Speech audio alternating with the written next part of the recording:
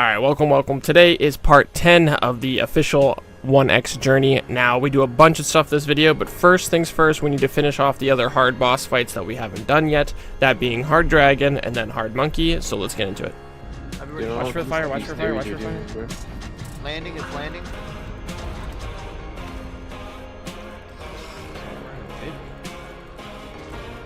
These stairs are tweaking right now. Turn right. Ain't no way to cue them.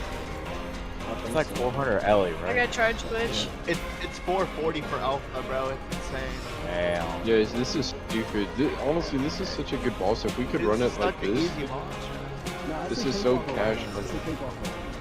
Bring them motherfuckers What are we doing? We're not. I mean like purple. Not like level.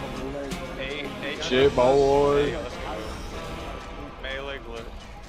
Like Yep, I got charge glitch. Let's go. Oh yeah, we just love that. It's so easy. It was so easy. Who's coming up to the show? Where and who else? It looks like a bunch of Henagain. Look it off here. Oh, wait, yes, sorry. What did you just do? Yeah, How many do you have? 280. Shoot, can I get like 100? It's kind of low.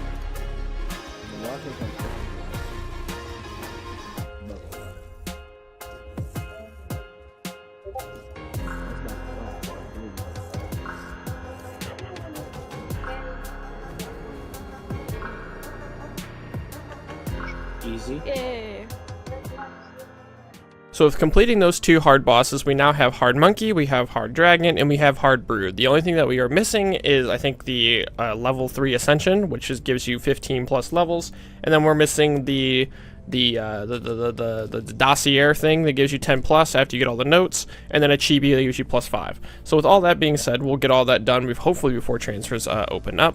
But in the meantime, I want to start hatching a bunch of turtles because I want to plug Ice Cave and also prep for some raids, and stuff like that. So plugging Ice Cave will be super nice, and it'll be super hard to kill all of these just simply because there's no Thylas, or there are Thylas, but you can't get them in the cave. You just can't get them in. And there's no chickens from Valguero, so you can't bleed with those.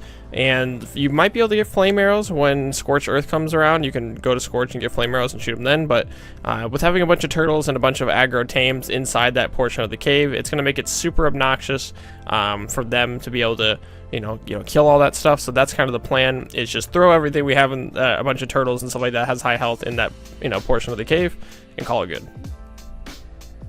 So we plan on beefing up our crafting station in ice just a little bit, and in order to do that, we need a bunch of poly. Now, crafting hard poly is not too bad, but with a Pelagornis or a Peli, you can get a lot of poly really quickly, but unfortunately, one of our tribe members left it outside the behemoth gates, and it got mopped by a Theory. So here I am right now, looking for Pelis on the map. We're going to look for around in like the southern part of the map, because they usually spawn down here. We'll see what we can find, knock out a couple, and get them all tamed up.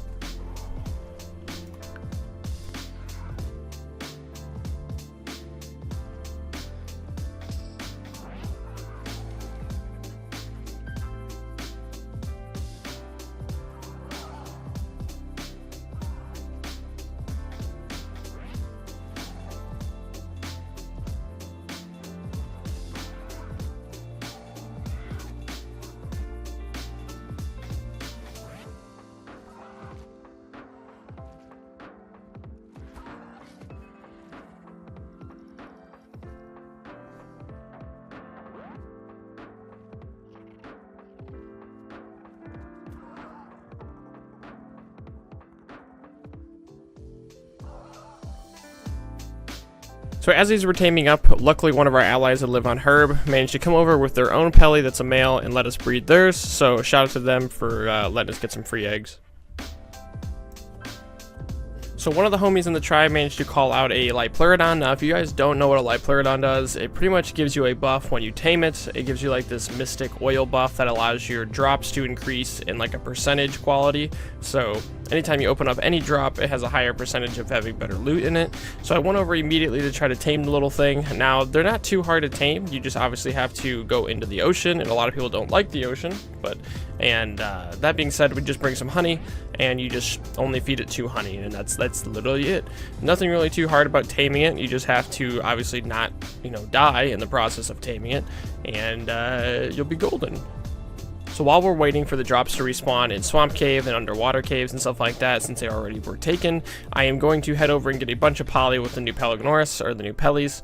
And yeah, so this, like I said, if you guys don't use this method in order to get your poly, I would really recommend trying to get it, especially if you're in the stage where you can get some TPs down, even if you can just do some easy dragon and get small TPs down.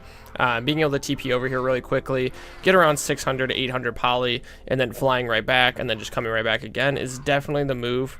Crafting hard poly, like I said, is nice because, I mean, you can always keep it in your base and stuff like that, and it never spoils. But if you're doing a bunch of crafting, I'd recommend just coming over here, getting the easy poly, and then flying back to base. But if you live like across the map, then it's clearly not worth it. But for our case, obviously with TPs, it is super worth, and it makes it easy.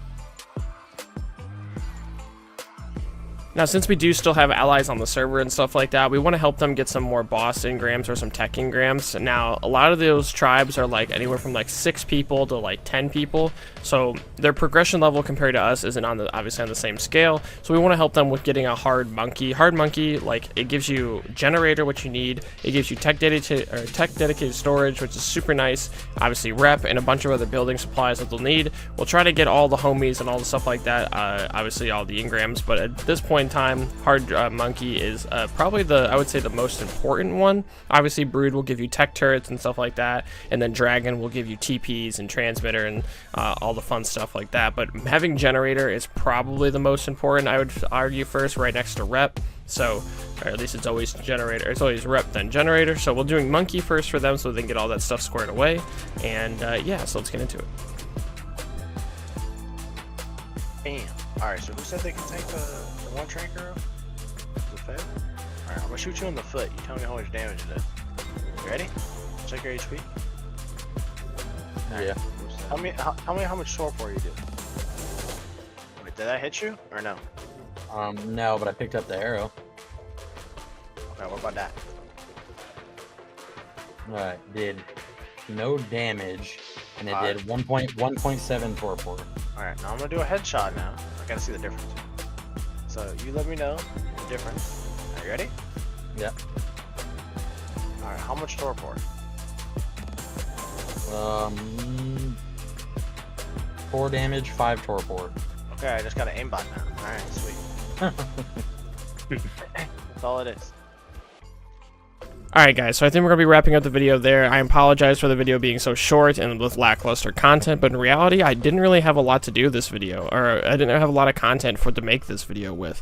I could have stretched out a couple things like the Pelly taming and the boss fight stuff, but in all honesty, I mean, that just kind of that'd make the video more boring, and like, I wouldn't want to watch it if all the video was just somebody shooting a boss with a shotgun. So, I'm going to think we're going to end the video here. In order to make up for it, I think I'm going to try to make the next video, super long, I guess, but without, like I said, the same concept of not just, you know, throwing in, you know, footage just to make the video long. I want to make the videos entertaining for you guys to watch. I want to be able, you know, sit down, have bowl cereal type thing, eat the video, or not eat the video, but eat the cereal, watch the video, enjoy, and then when you're done, obviously you're done, and you click off and you go to, you know, play the game or do whatever you want to do. So that's kind of the goal of these videos, is kind of just some chill time. But in regards to this one being short, my apologies. I'll make up for it, and I will see you guys in the next one later.